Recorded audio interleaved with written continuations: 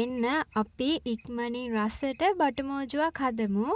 වැඩි වැඩ නෑ, ඕනම කෙනෙක්ට ලේසියෙන් රසට හදාගන්න පුළුවන්. ඔයාලා හැමෝම ගොඩාක් ආදරෙන් MS කිචන් එකට පිළිගන්නවා.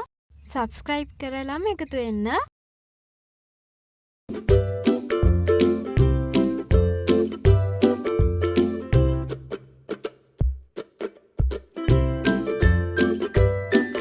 කපාගත්ත බටු එකට දාන්න කහකුඩු තේ හැදි කාලක්, ලුණු කුඩු තේ හැදි භාගයක් දාලා හොඳට කලවම් කරන්න. ඔයාලා වම්බටු අරගන්නකොට බලාගෙන කපන්න. මොකද මේ වගේ ඇතුලේ පණුවෝ ඉන්නවා. තව රතු ලුණු, අමු මිරිස් කපාගෙන අරගන්න. ඒකත් බැද ගන්න ඕනේ. වම්බටු කෑලි ටික මුලින්ම බැදගම්මු. රන්වන් පාටක් එනකන් ගැඹුරු තෙලේ බැද ගන්න.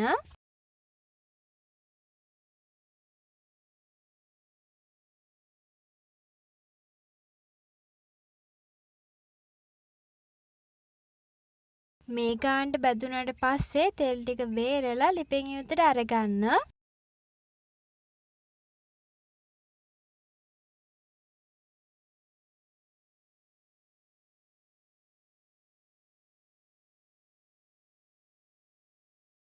රතු ලුණු ගෙඩි ටිකයි අමු මිරිස් ටිකයි බැදගමු. මේක නම් වැඩි වෙලා තියාගන්න ඕනේ නැහැ. ඉක්මනටම අරගන්න පුළුවන්. හාල් මැසු ටිකකුත් සුද්ධ කරලා සෝදලා අරගන්න. ඒකත් ගැඹුරු තෙලේ බැදගන්න.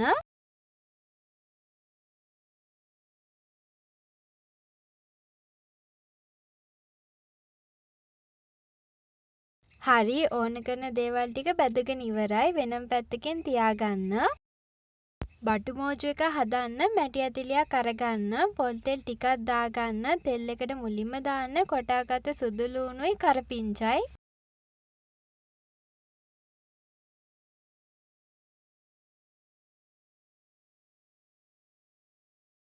තෙම්පරාදු කරගත්තට පස්සේ කෑලි මිරිස් තේ හැන්දා පුරවලා දාගන්න.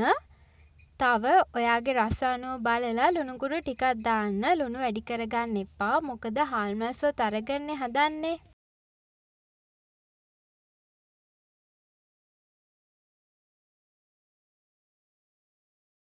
බැදගත්ත ටික ඔක්කොම දාගන්න.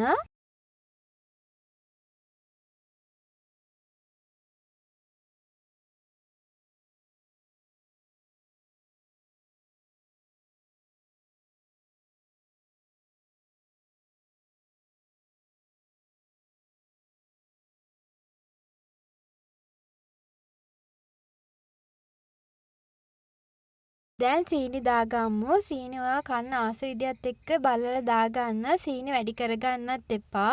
පැණි රසක් එන ගානට සීනි ටිකක් දාලා කලවම් කරන්න. සීනි දාගත්තට පස්සේ අපි තව දෙයක් තියෙනවා දාගන්න. ඒ තමයි තක්කාලි සෝස්. තක්කාලි සෝස් ටිකකුත් දාගන්න. ඔක්කොම ටික කලවම් කරලා ලිප ඔෆ් කරගන්න තමයි තියෙන්නේ. ඔන්න අද මම ඔයාලට කියලා දුන්නා ඉක්මනින් ගොඩක් රසට ලේසියෙන් බටු මෝජුවක් හදාගන්නේ කොහොමද කියලා. බටු මෝජු කන්න ආස ඔයා අනිවාර්යයෙන්ම මේ විදිහට හදලා රස බලන්න. ආසාවෙන් කන්න පුළුවන්. වැඩි වැඩක් නැහැ. ලේසියෙන් රසට යන්න කැමති නම් අනිවාර්යයෙන්ම channel එක subscribe කරලා දිගටම මාත් එක්ක එකතු වෙලා ඉන්න. එහෙනම් අලුත් වීඩියෝ එකක් අරගෙන ඉක්මනටම ඔයාලව හම්බෙන්න එන්න. subscribe කරලා තියාගන්න.